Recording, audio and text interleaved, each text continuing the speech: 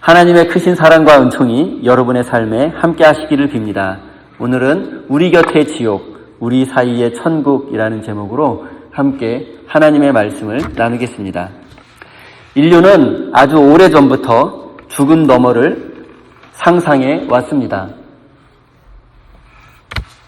그리스 로마 신화 속에 지옥은 하데스를 의미합니다. 이 하데스는 망각의 강 레테가 흐르는 어두운 장소이며 한번 들어가면 다시 돌아올 수 없는 단절과 고립의 장소입니다. 고대 근동에 문명을 탄생시킨 수메르 사람들은 죽음 이후의 세계를 쿠르라고 불렀는데 이는 되돌아올 수 없는 땅이라는 의미를 가집니다. 빛 한 점 없는 지하 세계에서 먼지를 먹으며 살아야 한다는 이 고대인들의 공포는 인간이 가진 근원적인 고립과 허무에 대한 두려움을 잘 보여주는 것 같습니다. 러시아의 작가 도스토예프스키는 그의 소설에서 지옥을 이렇게 말한 바 있습니다. 더 이상 사랑할 수 없는 고통, 그것이 바로 지옥이라고 말했습니다. 타인의 아픔에 공감하지 못하고 오직 자기 자신이라는 좁은 감옥에 갇혀 메말라가는 상태가 곧 지옥이라는 뜻입니다. 실존주의 철학자 사르트르는 타인은 지옥이다라는 유명한 말을 남기기도 했습니다. 이 말은 타인이 나쁜 사람이라는 뜻이 아니라 우리가 타인의 시선과 평가에 사로잡혀 진정한 자신을 잃어버릴 때 느끼는 그러한 고통이 바로 지옥이라는 뜻입니다. 내가 나를 정의하지 못하고 타인의 판단과 시선에 의해서 자신을 정의하는 것, 그래서 영원히 타인의 시선에 갇혀 사는 삶이 바로 지옥이라는 뜻입니다. 이런 의미에서 바로 타인은 지옥이라는 말은 옳습니다. 사회학적으로 보면 지옥은 서로를 향한 무관심이 극에 달한 상태를 의미합니다. 사회학자들은 우리 시대를 고독한 군중의 시대라고 말합니다. 수백 명, 수천 명이 모인 곳에 있어도 사람들은 서로의 고통에 대해서는 조금도 관심이 없습니다. 누군가 옆에 쓰러져 있어도 자신의 스마트폰 화면에만 매몰된 이 비정한 세상이 바로 현대적 의미의 지옥이라고 말할 수 있습니다. 오늘날 우리가 살고 있는 이 자본주의와 무한경쟁 세상은 성경이 경고하는 지옥과 너무 많이 닮아 있습니다. 우리가 이 세상을 지옥 같다고 느끼는 이유는 크게 5가지입니다. 첫째, 인간의 존엄성 상실입니다. 자본주의 세상은 인간을 하나님의 형상을 따라 지음받은 존귀한 존재로 대접하지 않습니다. 인간은 단지 효율과 성과를 위한 도구와 수단이 되어 버렸습니다. 둘째는 비교의 감옥입니다. 끊임없이 남과 비교하며 더 높은 곳으로 올라가야 한다는 무한 경쟁 논리는 우리를 한순간도 쉴 수 없게 만듭니다. 셋째, 갈증의 반복입니다. 더 많이 소유하면 더 행복해질 것 같지만 인간의 욕망은 끝이 없기에 끝없이 소유하려고 합니다. 하지만 더 많은 것을 소유해도 인간의 욕망은 채워지지 않고 결코 만족할 수 없는 것이 인간의 본질입니다. 넷째는 관계의 단절입니다. 이웃은 이제 더 이상 사랑의 대상이 아니라 밟고 일어서야 할 존재이거나 경쟁자가 되고 말았습니다. 다섯째, 공감의 부재입니다. 타인의 고통을 보고도 마음의 문을 굳게 닫아버린 무관심, 그리고 인간은 그 무관심으로 인해서 자기 안의 감옥에 갇히고 말았습니다. 이것이 바로 자본주의가 만들어낸 지옥의 모습입니다. 오늘 우리가 함께 읽은 본문 말씀에는 예수님께서 제자들에게 하신 경고의 말씀이 기록되어 있습니다. 첫째, 나를 믿는 작은 자를 죄짓게 만드는 사람은 큰 맷돌, 옛날 성경은 연자맷돌이라고 번역했는데 연자맷돌을 메고 바다에 빠져 죽는 것이 낫다는 말씀입니다. 둘째는 우리의 손과 발 그리고 우리의 눈이 죄를 짓게 된다면 손과 발을 잘라버리고 눈을 빼버려서라도 하나님 나라에 들어가는 것이 낫다는 말씀입니다. 42절을 제가 읽겠습니다. 또 나를 믿는 이 작은 사람들 가운데서 하나라도 죄짓게 하는 사람은 차라리 그 목에 큰 맷돌을 달고 바다에 빠지는 편이 낫다. 다음 화면 보겠습니다. 예수님께서 말씀하신 큰 맷돌, 연자 맷돌을 한번 상상해 보십시오. 그것은 여인들이 집에서 가볍게 손으로 돌리는 그런 맷돌이 아닙니다. 나귀가 눈을 가린 채 온 힘을 다해 끌어야 겨우 돌아가는 무게가 무려 1톤에 달하는 거대한 화강암 덩어리입니다. 그 무겁고 차가운 돌덩이가 사람의 목에 매달려 바다에 빠지는 모습을 한번 상상해 보십시오. 이것은 단순한 육체의 죽음이 아닙니다. 1톤의 무게가 목을 짓누를 때 엄습하는 죽음의 공포, 한 치 앞도 보이지 않는 어두운 바다 속에서 홀로 느끼는 절망. 예수님은 우리를 겁주시려는 것이 아니라 누군가의 영혼을 실족하게 하는 행위가 얼마나 큰 죄인지를 우리가 깨닫기 원하십니다. 본문에서 작은 사람이 죄짓게 하는 것에서 이 죄짓게 하는 것, 옛날 성경에는 실족하게 한다라고 번역을 했는데 헬라어 원어로는 스캔달론, 영어로는 스캔들을 의미합니다. 스캔달론은 누군가의 앞길에 걸림돌을 놓아 그가 하나님께로 나아가는 것을 가로막고 넘어지게 하는 것 또는 어떤 사람을 쓰러뜨리는 것을 의미합니다. 그것이 바로 스캔달론, 스캔들이고 실족하게 하는 것이고 누군가를 죄짓게 하는 것입니다. 결국 작은 사람을 죄짓게 만드는 것은 가난하고 힘없는 사람이 하나님 앞에 나아가서 사랑과 은혜를 받는 것을 가로막는 엄청난 죄입니다. 그리고 만약 혹시라도 나 때문에 누군가가 하나님 앞에 나아가지 못하거나 하나님을 떠난 사람이 있다면 바로 우리가 연자맷돌을 목에 메고 바다에 빠져 죽어야 할 죄인이 되는 것입니다. 복음을 전하며 전도하지는 못할 망정 누군가가 하나님 곁으로 가는 것을 가로막고 또 누군가가 교회를 떠나도록 만드는 사람은 연자맷돌을 목에 매야 한다는 사실을 잊지 마십시오. 이제 예수님이 말씀하시는 작은 자가 누구인지 한번 생각해 보겠습니다. 작은 자는 단순히 키가 작거나 나이가 어린 사람을 의미하지 않습니다. 성경이 말하는 작은 자는 힘없고 능력이 없는 사람, 그리고 도와줄 이가 없는 사람, 스스로의 힘으로는 생계를 이어나갈 수 없는 가난한 사람을 의미합니다.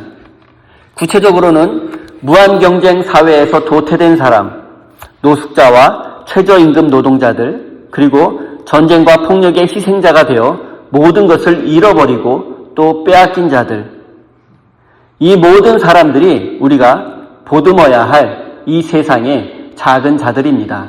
작은 사람들입니다.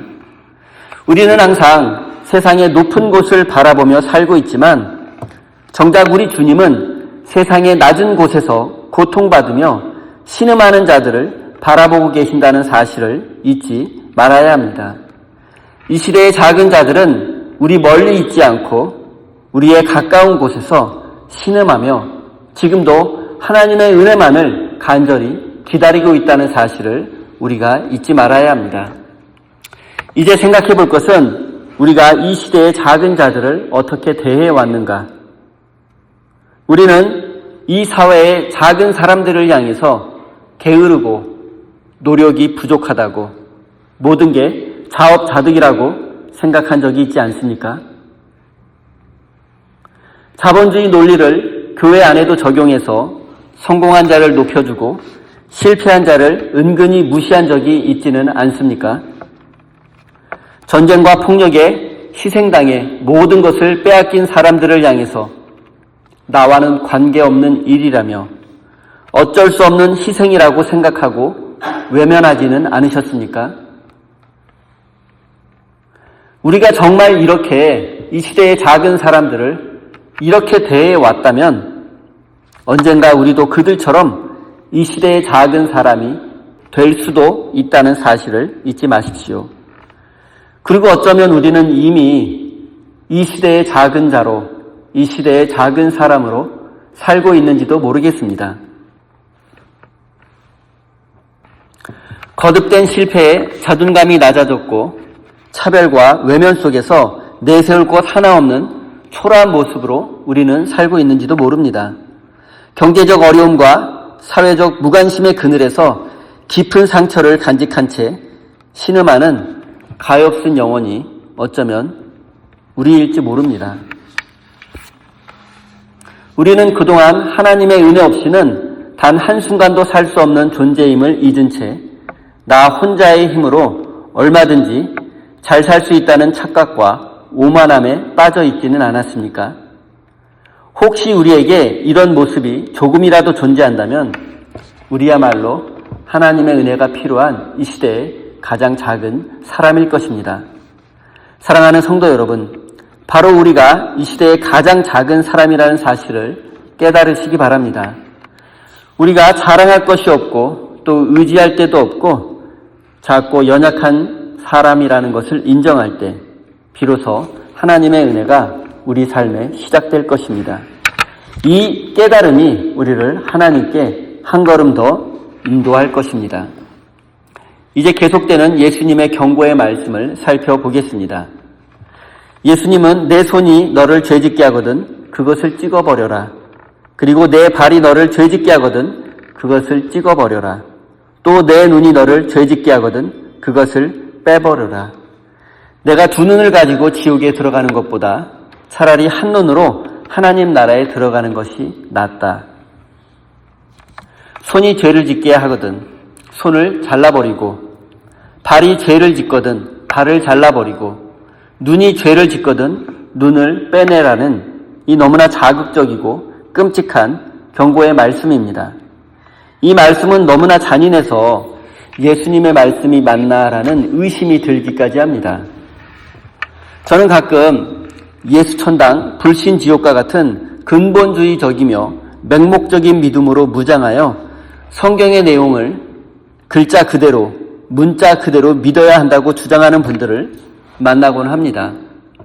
그런 분들 앞에서 제가 직접적으로 이런 말을 하지는 않았지만 성경 공부 시간이나 개인적 만남을 통해서 제가 이런 분들에게 자주 경고하는 말이 있습니다.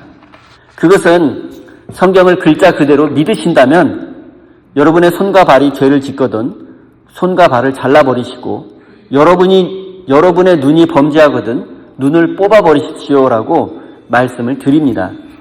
그러면 아무리 성경을 문자 그대로, 글자 그대로 믿겠다고 하는 분들도 그 순간만큼은 잠잠해집니다. 여러분들 성경을 다 믿으시죠? 글자 그대로 성경의 내용을 다 내 삶에 적용하고 다 문자 그대로 다 믿어야 된다고 생각하시죠? 이제 그런 분들은 다음 주부터는 제가 교회에다가 뭐 이렇게 단두대 같은 거 이렇게 설치해 놓고 죄 짓는 분들은 이렇게 줄 서서 한 분씩 나오셔서 단두대에다가 손과 발을 다 넣고 성경을 글자 그대로 문자 그대로 믿는다고 말하지 마세요. 굉장히 맹목적인 믿음이고 잘못된 신앙의 행태입니다. 성경은 언제나 해석되어져야 합니다. 성경은 2000년에서 3500년 전으로 올라가서 고대의 사람들이 기록한 책이기 때문에 우리 시대의 언어로 우리 시대의 가치관에 맞게 한 번 더 재해석되어져야 합니다. 성경을 글자 그대로 맹목적으로 믿는다면 우리는 광신자가 되거나 손발이 없는 장애인이 될 수밖에 없습니다.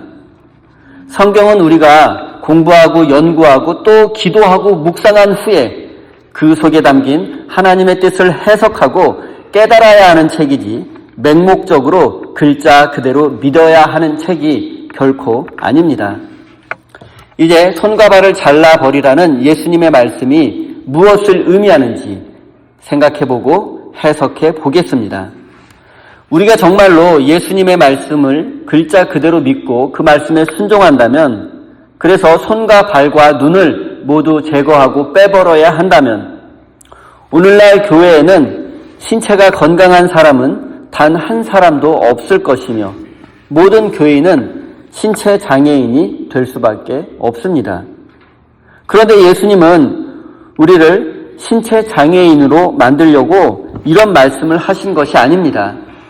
예수님께서 왜 이렇게 끔찍한 비유를 말씀하셨는지 역사적 배경을 알아보겠습니다.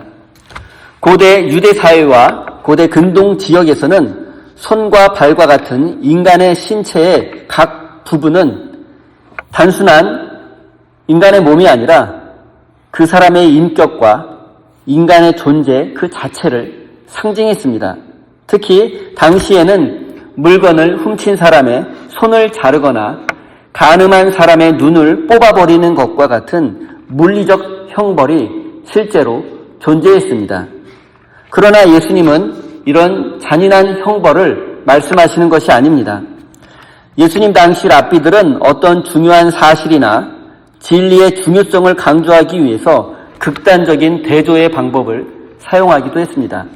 예수님도 대조법을 사용하셔서 신체의 일부를 잃게 되더라도 생명을 얻고 구원을 받는 것이 더 중요하다는 진리를 강조하기 위해서 이렇게 극단적인 대조법을 사용하신 것입니다. 따라서 손과 발 그리고 눈을 제거하라는 예수님의 말씀의 의미는 어떤 대가를 치르더라도 지옥을 향한 길에서 돌이켜서 하나님 나라에 가는 것이 중요하다는 사실을 강조하는 것입니다. 이 극단적인 예수님의 대조법을 오늘날 우리의 일상의 언어로 번역한다면 손과 발은 우리가 세상을 살아가며 자부심을 느끼는 유능함과 가치관 그리고 재산이라고 할 수 있습니다. 먼저 손을 찍어내라는 손을 잘라버리라는 말씀은 무엇을 의미하는지 알아보겠습니다.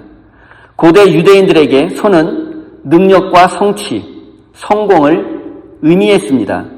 그렇다면 손을 잘라버리라는 말씀은 남보다 더 높아지고 더 많이 소유하려는 욕망, 그 탐욕의 손을 멈추라는 뜻입니다. 우리가 사는 자본주의 세상은 더 큰 능력으로 더 열심히 일해서 더 높이 올라가고 더 많이 소유해야 한다고 그것이 바로 성공한 인생이라고 우리에게 말하지만 예수님은 오히려 이런 욕망을 내려놓고 지극히 작은 사람을 섬겨야 한다고 말씀하십니다. 두 번째로 발을 잘라버리라는 것은 우리가 쉼없이 달려가는 질주의 방향을 의미합니다. 우리는 성공이라는 결승선을 향해 남을 짓밟고서라도 앞서가려는 그 무한 경쟁의 발걸음을 멈추어야 합니다. 모두가 가니까 나도 가야 한다는 맹목적인 생각을 멈추고 지금 내가 가고 있는 내 인생의 방향이 과연 하나님 나라를 향한 것인지 정의와 평화를 위한 발걸음인지 생각해 보라는 의미입니다. 그리스도인은 조금 늦게 가더라도 하나님이 원하시는 생명과 평화의 길을 가야 합니다. 이것이 바로 발을 잘라버리라는 말씀의 참된 의미입니다. 셋째로 눈을 빼버리라는 말씀은 세상을 바라보는 우리의 왜곡된 시선과 판단을 의미합니다. 사람을 그 존재 자체로 보지 못하고 학벌과 배경으로 재단하여 차별하는 우리의 잘못된 마음을 멈추라는 뜻입니다. 세상의 기준과 가치관으로 타인을 바라보지 말고 하나님의 마음으로 세상과 이웃을 바라보아야 합니다. 이제 우리는 세상의 기준과 가치관이라는 잘못된 안경을 벗어버리고 하나님 아버지의 따뜻한 시선으로 이웃을 바라보고 이 시대의 작은 사람들을 바라볼 수 있어야 합니다. 그때 비로소 우리의 눈에 이웃의 아픔과 상처가 보이기 시작할 것이고 하나님은 그런 우리를 당신의 치유와 회복의 도구로 사용하여 주실 것입니다. 이처럼 우리의 손과 발 그리고 눈을 제거하라는 예수님의 말씀은 우리의 이기적인 욕망을 내려놓고 하나님의 거룩한 뜻에 순종할 것을 요구합니다. 하지만 우리는 축복과 은혜의 말씀에는 아멘으로 기쁘게 응답하지만 나에게 도움이 되는 성경 말씀은 암송하고 기쁨으로 응답하지만 손과 발 그리고 눈을 제거하라는 이런 불편한 말씀 앞에서는 이 말씀은 비유이고 상징일 뿐이야라고 외면한 적이 있지 않습니까? 그렇게 살아오지 않으셨습니까? 사랑하는 성도 여러분, 손과 발을 잘라버리라는 말씀은 우리를 장애인으로 만들겠다는 위협이 아니라 세상의 헛된 욕망과 세상의 가치관에서 우리를 해방시켜 생명의 길로, 천국의 길로 인도하시려는 예수님의 사랑의 말씀입니다. 이제 비겁한 타협을 멈추고 거룩한 절단을 시작할 때 우리는 비로소 지옥의 그림자에서 벗어나 천국의 길을 걷게 될 것입니다. 이제 우리가 손과 발과 눈을 제거해서라도 가지 말아야 할 그 지옥은 어떤 곳인지 알아보겠습니다. 48절을 제가 읽겠습니다. 지옥에서는 그들을 파먹는 구더기들도 죽지 않고 불도 꺼지지 않는다. 구더기가 죽지 않고 불이 꺼지지 않는 것으로 묘사되는 지옥은 사실 이스라엘의 끔찍한 역사와 관련이 있습니다. 성경에서 지옥으로 번역된 단어는 크게 두 가지입니다. 하나는 앞서 말씀드린 음부라고 번역된 하데스라는 단어입니다. 하데스는 음부, 지옥으로 번역되고 구약 성서에서 수올이라는 단어를 헬라어로 번역한 것이 하데스입니다. 그러니까 수올, 하데스, 음부, 지옥은 같은 단어입니다. 그리고 부자와 나사로의 이야기에서 부자가 간 곳이 바로 이 하데스, 수올입니다. 그런데 하데스, 이 수올은 모든 죽는 자들이 가는 침묵의 장소이며 죽음을 의미하는 중립적인 개념입니다. 그런데 그리스 헬라 철학과 결합이 되면서 이 나사로의 지옥을 나사로와 부자와 나사로 속의 이야기에 나오는 그러한 지옥 개념이 탄생한 것입니다. 하지만 오늘 본문에 지옥을 뜻하는 단어는 게헨나입니다. 게헨나라고 하기도 하고 게엔나라고도 합니다. 이 게헨나는 형벌과 멸망과 고통의 장소입니다. 게헨나는 게힌놈이라는 히브리어를 이렇게 읽기 쉽게 발음한 건데 게헨나, 게힌놈, 즉 흰놈의 골짜기라는 뜻입니다. 흰놈의 골짜기는 예루살렘 성벽 남서쪽에 위치한 아름답고 깊은 골짜기를 의미합니다. 그런데 이곳이 저주받은 장소가 된 이유가 있습니다.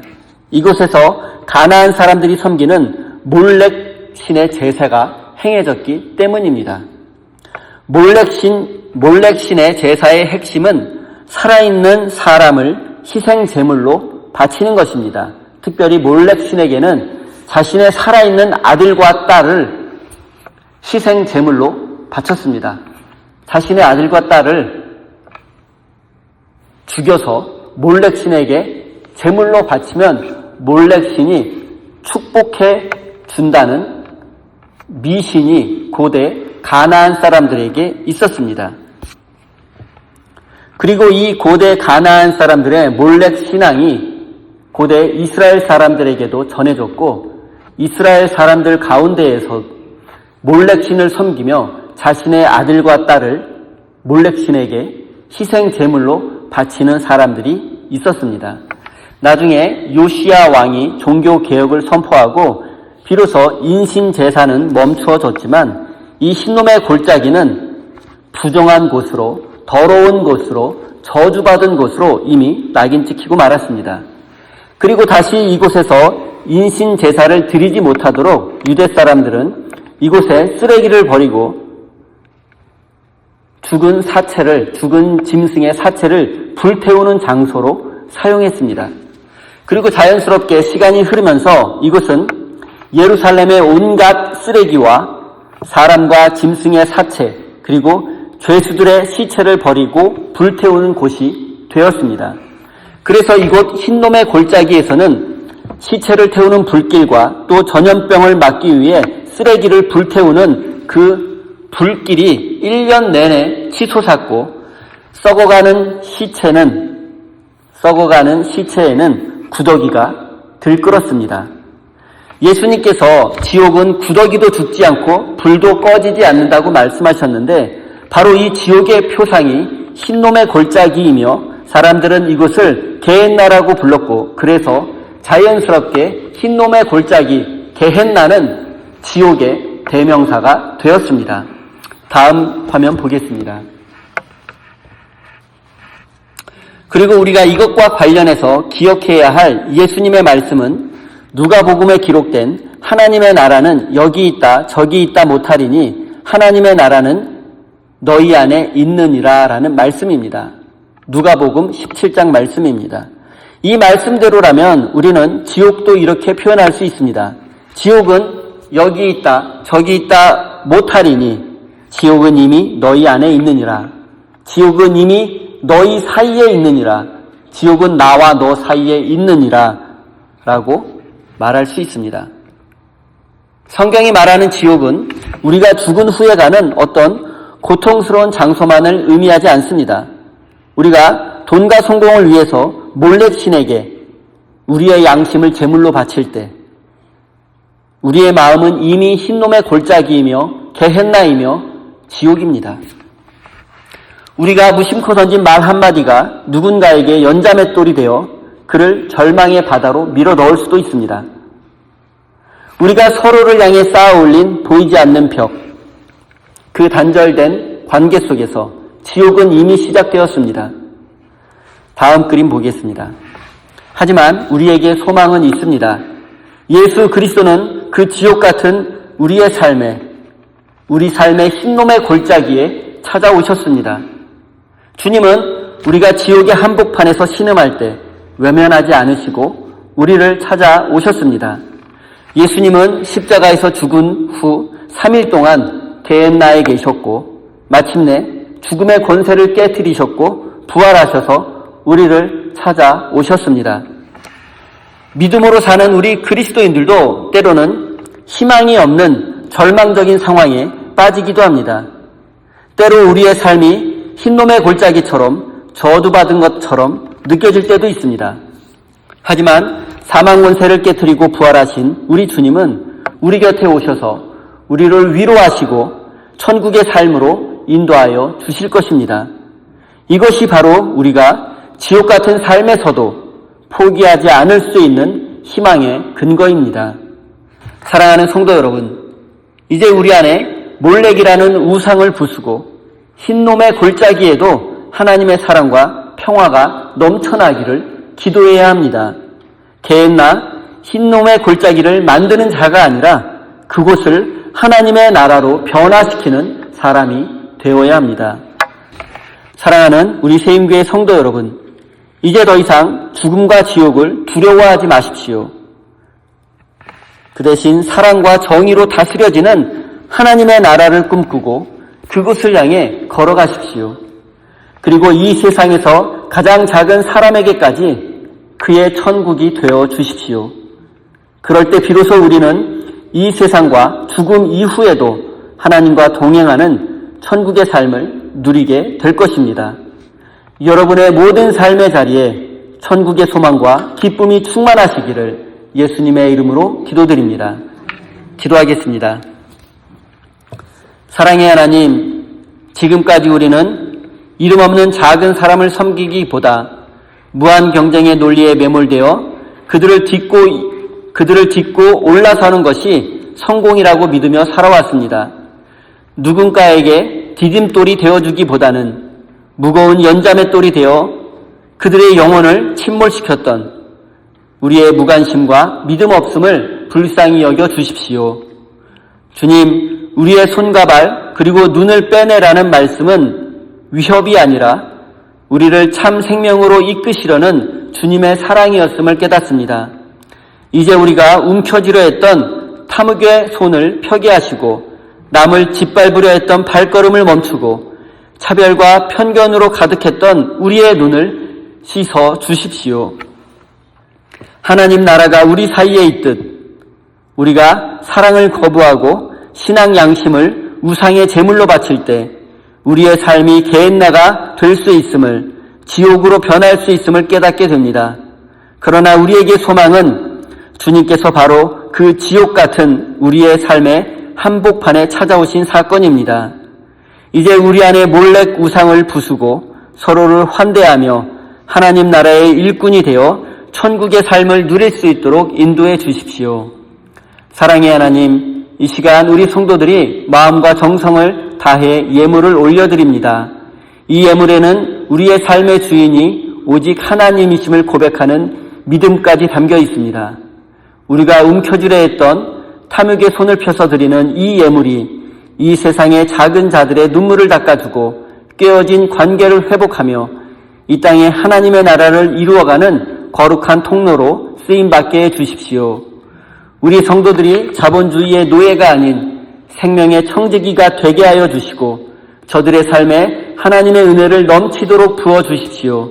저들의 가정과 일터 그리고 모든 삶의 자리에 축복하여 주셔서 기쁨과 소망이 가득한 복된 인생이 되게 해 주십시오. 예수님의 이름으로 기도드립니다. 아멘.